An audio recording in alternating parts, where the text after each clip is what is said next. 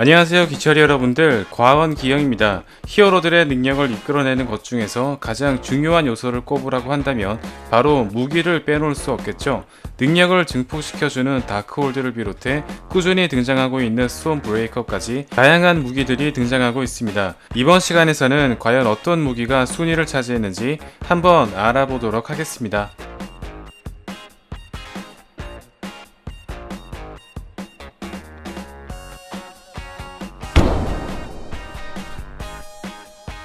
팔콘의 무기가 된 비브라늄 방패입니다. 무려 추락하는 기체를 막을 정도로 막강한 방어력을 지니고 있으며 비행이 가능한 팔콘이 사용하게 되면서 한층 다이나믹한 공격이 가능해지게 되었습니다.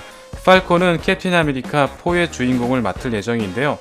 팔콘 앤 위터 솔저에서 모든 사건의 흑막이었던 샤론의 등장이 확정되면서 플래그 스매셔와 존 워커가 사용했던 혈청이 다시 한번 등장할 가능성도 커지게 되었습니다. 마블 최고의 금속인 비브라늄 소재이지만 일일이 손으로 던지면서 사용해야 되는 만큼 숙련도에 따라 성능이 달라지기 때문에 아쉽게 낮은 순위를 차지했습니다. 페이즈 4에서 가장 떡상한 무기를 꼽으라고 한다면 바로 호크아이의 화살이라고 해도 과언이 아닙니다. 이전에도 폭탄 화살과 해킹 화살을 통해 헬리 캐리어를 혼자서 초토화시킨 바가 있었으며 감전 화살을 이용해 완다까지 제압한 바가 있었는데요. 여기에 여러가지 화살이 추가되면서 비약적으로 공격력이 상승되었으며 피 화살까지 등장하면서 이제는 중위권 이상까지 노려볼 수 있게 되었습니다. 호크아이의 명중률을 생각해 본다면 피 화살을 이용해 타노스까지 처치할 수 있지 않을까요? 카말라 칸의 장비 벵글입니다. 카말라 칸의 할머니가 고대 인도 지하 유적에서 크리 종족으로 추정되는 시체에서 발견한 유물이었는데요.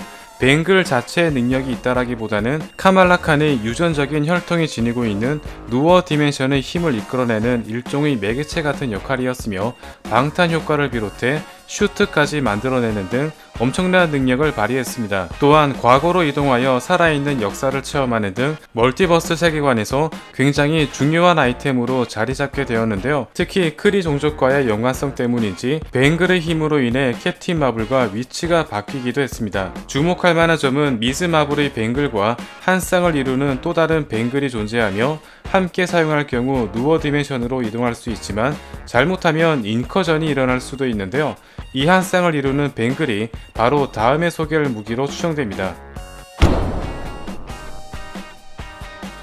미즈 마블의 벵글과 한 쌍을 이루는 샹치의 텐 링스입니다. 카말라 칸의 할머니가 벵글을 발견한 장소에서 텔링스의 표식이 새겨진 것을 볼 수 있으며 카마르타지에서 텔링스가 보내는 신호는 누어 디멘션과 연관된 것으로 보이는데요. 1000년 동안 텔링스를 사용했던 외누는 그 누구에게도 자신의 존재를 들키지 않았으며 과거 크리 종족 시체의 한쪽 팔이 없어진 것과 깊은 연관이 있는 것으로 보입니다. 물리적인 힘뿐만 아니라 영혼까지 타격을 입힐 수 있기 때문에 드웰러를 처치할 수 있었으며 펀치 한 방에 바위가 부서지는 등 압도적인 위력을 발휘했는데요. 특히 탈로의 무술을 익힌 자들은 훨씬 강력한 위력을 발휘할 수 있었죠. 향후 어벤져스 멤버로 합류되었음을 암시한 만큼 앞으로의 활약을 기대해 보도록 하겠습니다. 죄인 포스터의 무기가 된 묠리르입니다.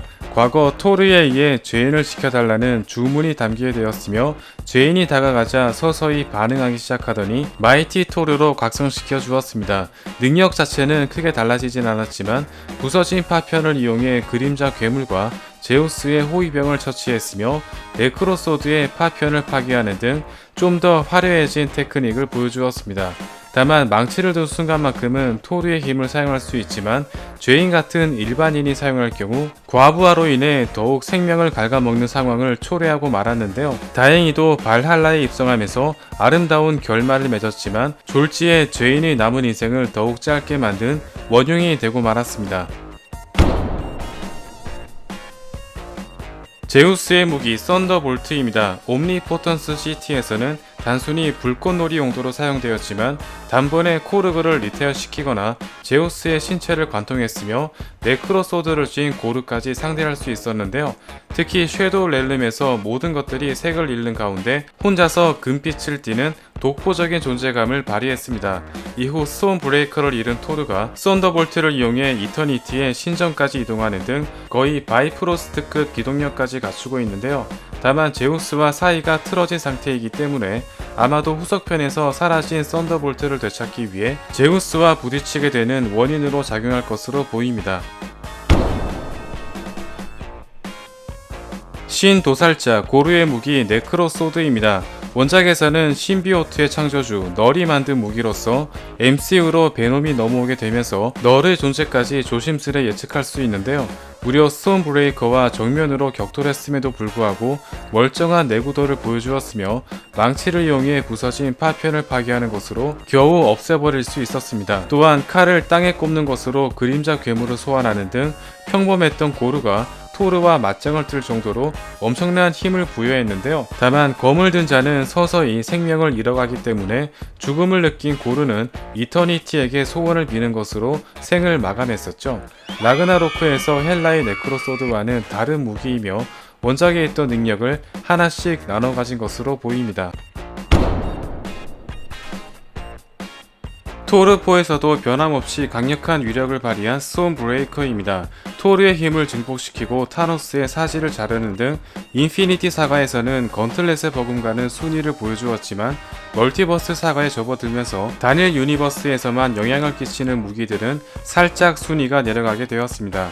바이프로스트를 소환하는 기능으로 인해 고르가 이터니티를 만나기 위해 가장 필요했던 무기였으며 괴물들을 척살하고 고르와 맞짱을 뜨는 등 변함없이 강력한 위력을 보여주었는데요.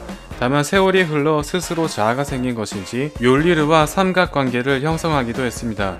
특히 엔드게임에서 타노스와 캡틴을 비롯해 고르까지 함부로 무기를 쓰는 것을 보면 이제는 지문 인식이라도 해야 되지 않을까요?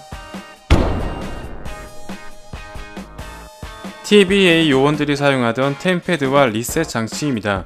다른 멀티버스의 시간대로 이동이 가능하다는 점과 멀티버스의 분기점을 일으키는 모든 것들을 소멸시켜 버린다는 점에서 스톤 브레이커 이상의 위력이라고 해도 과언이 아닌데요. 타노스의 헬리콥터와 로난의 함선, 그리고 문나이트와 연관이 있어 보이는 이집트 신화까지 정리한 것으로 보입니다. 특히 어벤져스 5와 멀티버스 사가의 최종 보스가 정복자 캉으로 설정되어 있는 만큼 앞으로의 영화에서 가장 기대되는 장비입니다. 다만 관리자가 죽고 셀 수 없을 정도의 분기점이 발생되자 요원들조차 해결하지 못하는 상황이 벌어지게 된 것으로 보아 동시다발적으로 일어나는 사건에 대해서는 다소 한계가 있는 것으로 보입니다. 최고의 무기는 MCU 권장도서 다크홀드에게 돌아갔습니다. 다크홀드를 읽은 완다는 스트레인지를 비롯해 일루미나티와 찰스 이그제비어까지 제압하는 압도적인 능력을 보여주었으며 시니스터 스트레인지 역시 다른 멀티버스의 스트레인지를 죽이고 인커전을 일으키는 등 멀티버스 세계관에서 가장 위험한 물건이라고 해도 과언이 아닙니다. 특히 영화에 등장한 다크홀드는 원본이 아닌 사본이었음에도 불구하고 이 정도의 위력을 발휘했다는 점인데요. 엘더갓 중 한 명인 크톤이 만든 책으로서 다크 디멘션을 배울 수 있었던 카글리오스로 책 이상으로 추정됩니다. 다만 마법사가 아닌 경우 과연 내용을 이해할 수 있을까요? 아쉽게 불타버린 비샨티의 책입니다. 다크홀더를 얻은 완다를 저지할 수 있는 유일한 책이자 838 지구에서는 이 책을 이용해서 타노스를 물리쳤다는 점에서 건틀렛이나 스톤 브레이커 이상의 위력을 발휘한 것으로 추정되는데요. 아가모토의 어머니 오시투르가 쓴 책으로서 모든 마법에 대응할 수 있는 강력한 백마법이 적힌 책이었습니다. 언뜻 허무하게 사라진 것처럼 보이지만 불타 없어지는 상황에서 별 모양 페이지를 보여줌으로써 차베스가 활약하도록 일종의 암시를 던져준 셈인데요. 책 자체는 사라졌지만 완다에게 대응할 수 있는 방법을 알려주면서 이를 눈치챈 스트레인지가 차베스의 힘을 각성시켜주는 등 결과적으로 모두에게 나은 결말을 선사했습니다. 비샨티의 책이 허무하다는 평가가 많았지만 오히려 스트레인지가 중견 히어로로서 한층 성장하는 계기가 되었다는 점과 차베스의 성장 및 완다 스스로 잘못을 깨닫고 뉘우치게 만들었다는 점에서 상당히 중요한 역할이었다고 해도 과언이 아닙니다. 토르의 알몸은 가장 훌륭한 무기가 될 수 있습니다. 터질 듯한 흉군으로 달치의 넋을 빼놓았으며 전신 노출을 통해 우람한 바디를 과시하며 남녀 가리지 않고 혼을 쏙 빼놓았습니다. MCU 공식 미남으로서 토르4에서는 더욱 벌크업한 상태였기 때문에 영화를 보는 관객들 역시 넋이 나갔다고 해도 과언이 아닙니다. 지금까지 페이즈4 가장 강력한 무기였습니다. 확실히 멀티버스에 영향을 끼치는 무기들이 좀 더 범용성이 높은 걸 알 수 있는데요. 앞으로 개봉될 블랙팬서와 앤티맨에 등장할 비브라늄 무기와 피 밉자의 활약도 기대해 보겠습니다. 다음 시간에도 재미있는 리뷰로 돌아오겠습니다. 감사합니다.